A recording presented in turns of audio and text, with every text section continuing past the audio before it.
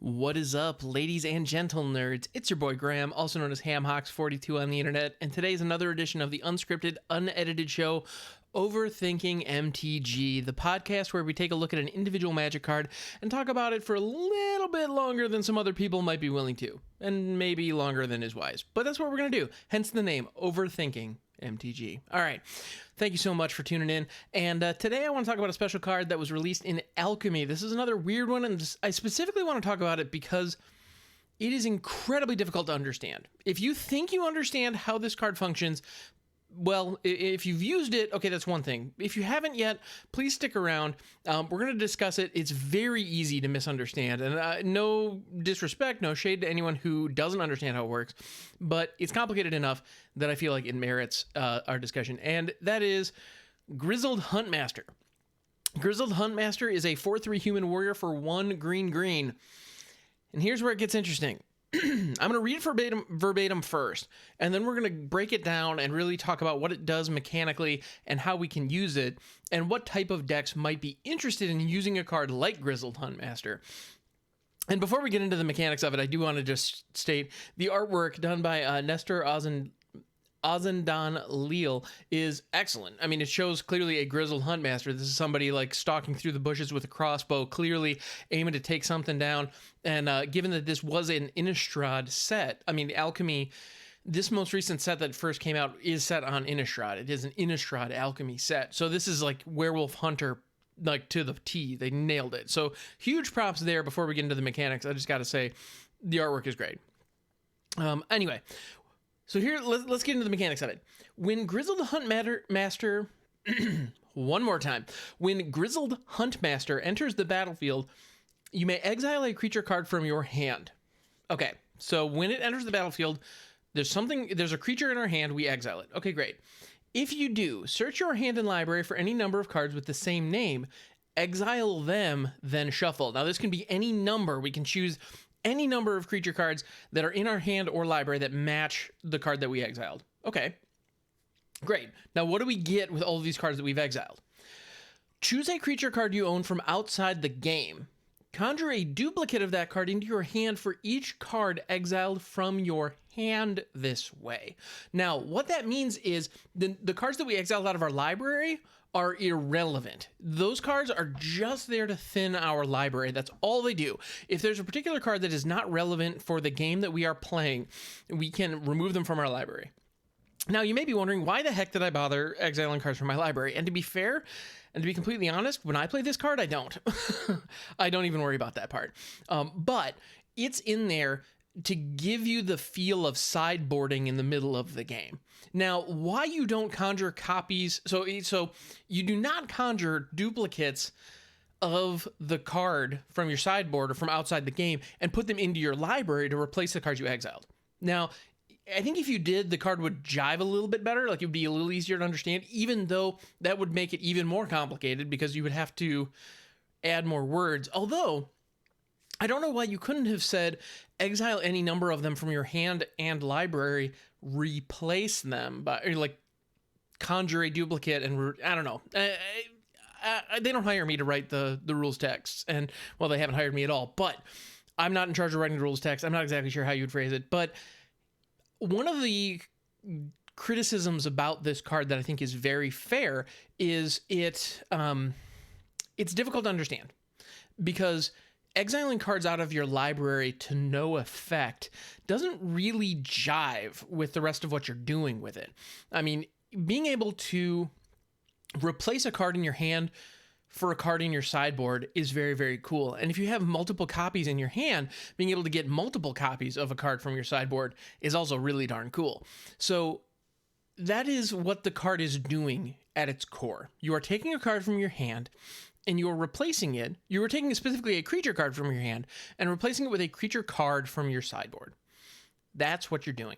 So if you have a Llanowar Elves, if you have a Ornithopter of Paradise, I don't know, if you have any kind of like little mana dork or small creature, or if you're in a dragon list, if you have like a Fearsome Whelp in your hand and you're already like ramped out and you really don't need it anymore, then all of a sudden you can take that card and replace it for a Terror of Starmounts, or Inferno of Starmounts, or a Goldspan Dragon from your sideboard, put it into your hand, and then mobilize it. So great, you can do some really cool things with that. It's very useful. I'd highly recommend using this also in combo decks. It's especially useful if you have multiple cards if you have multiple creature cards that enable a combo. Being able to fetch those out of your sideboard is very, very useful. Grizzled Huntmaster is a wish. It's easy to lose sight of that in the text, but that is ultimately what it is. You are pulling cards from your sideboard into your hand. That's the bottom line. Now, you need a creature in order to replace. You need to have a creature in hand to replace.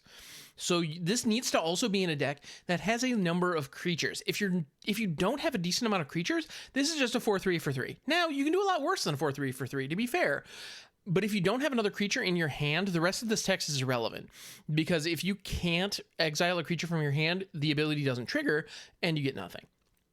Again, you can do a lot worse than a 4/3 for 3, so it's not awful in that regard. However, if you're in a deck that runs the Grizzled Huntmaster, it might be worth hanging onto a creature that's irrelevant instead of playing it out just to have another body on board, depending on the board state, assuming you don't need the blocker this next turn.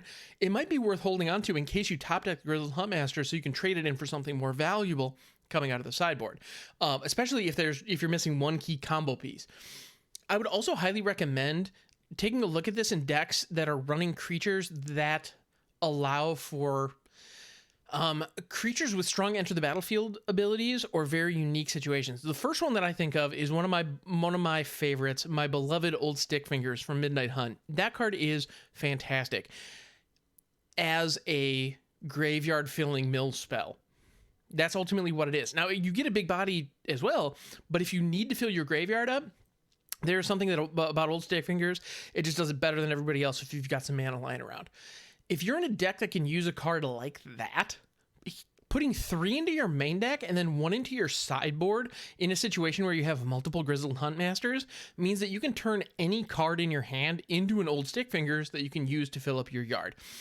Additionally, large, very powerful creatures that are only relevant late game that you don't necessarily want to draw early could be great targets for Grizzled Huntmaster. If you want access to a Tox roll, say, just in case you're going up against an aggro deck and you have ways to ramp, but you don't want to draw a Tox roll in the early game, having 1 in your sideboard, great.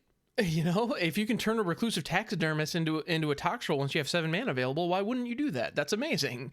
And again, the Grizzled Huntmaster gives you an opportunity to thin out your deck as well. Now, that's not a particularly valuable aspect of the card, so I would highly recommend not thinking too heavily about that or not getting too hung up on that.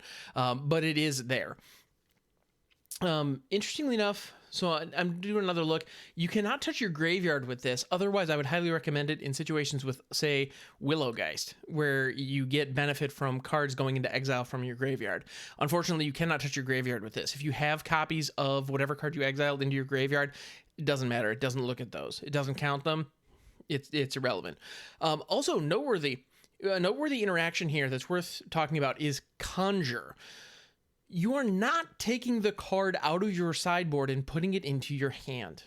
You're not doing that. Instead, what you're doing is you are creating a copy of that card and putting that copy into your hand. That means a couple of things. One, if you exile 2 cards from your hand, so let's say you have 2 copies of Llanowar Elves in your hand, you exile one of them, and when you get a follow-up opportunity, you exile the other as well. And you have 2, Goldspan Dragons in the sideboard. Or you have 1 Goldspan Dragon in the sideboard. So you have 1 Goldspan Dragon in the sideboard, you exile 2 Llanowar Elves out of your hand. You can then pull that Goldspan Dragon into your hand and you will conjure 2 copies because you exiled 2 creatures out of your hand. So you will actually get multiple copies even though you only have 1 in the sideboard. Also, the cool thing here, those are cards. You are creating a copy of a card and putting it in your hand. However, once that hits the battlefield, it stays on the battlefield. Once it dies, it goes to your graveyard. It is now a card that is in play and can interact with everything the same way that that a normal card would, not a token. That's important to keep in mind. The other cool thing about that is if you use it to pull a specific card out of your sideboard once, and then you say blink the Grizzled Huntmaster or bounce it and play it again, you have the ability to grab that same creature again, even though you already grabbed it, because it never left your sideboard. It's still there. So you have some cool interactions and some cool gameplay there. And to be honest, actually, I have a Gitrog monster deck with the new Gitrog monster from Standard Alchemy, where I actually did have one. I put one in the sideboard, and I'm running the Grizzled Huntmaster. And I found that out. Actually, I'll admit the only reason that I'm very confident of that interaction and the way that that works is because I did it. And that's exactly how it played out. I took a mana dork from my hand, exiled it, and then boom, exiled 2 from my hand and pulled 2 directly out of my sideboard, even though I had only put 1 there because the other 3 were in my main deck. And so as a result, during that game, Gitrog, Terror of Zava, I think is the name. As a result, between my library, my hand, and the battlefield, there were 5 copies of that card in the game because I had 3 in my main deck. And actually, if you count the sideboard, there were 6 because we created 2 additional copies and pulled them directly into the hand. So that's the kind of stuff that you can do digital only, which is pretty fantastic. And Grizzled Huntmaster is, while Grizzled Huntmaster is an incredibly complex card that I think would be made simpler by removing the ability to tinker with the library at all. If this card simply said exile any number of cards with the same name from your hand, pull or conjure that many of a creature from your sideboard, obviously they'd be more articulate about it than I am. But if it were to say that, it would be much easier to understand. The fact that it's capable of exiling from the library, frankly, doesn't really make sense. And it just adds some confusion to the mix. So that's unfortunate, but at the end of the day, this is a cool card. It does some really interesting things, and I think that confusion that people are having about it is leading to people not adopting it and playing it in situations where it actually could be really good. There's some green aggro decks or some green mid-range decks that could really benefit from this card that could do some really cool things, and I'd like to see it. And I want to see what you come up with. So if you have any ideas for things to do with this card, I would love to hear them. Please don't hesitate to leave a comment, or you can tweet at me at Hawks42. If you wouldn't mind dropping me a follow there, I'd appreciate it. Or the YouTube comments of this video, if you're watching on the YouTube, is another great way. I do keep an eye on those. So please don't hesitate. If you are watching on the YouTube, please like and subscribe. It makes a huge difference. And if you're listening on the podcast, thank you so much. If you've enjoyed this show, please don't hesitate to, tell a friend. And if you wouldn't mind giving me a review and a rating in your favorite podcasting app, it really helps a lot. So thank you so much. I hope you have a fantastic day, and I will see you next time.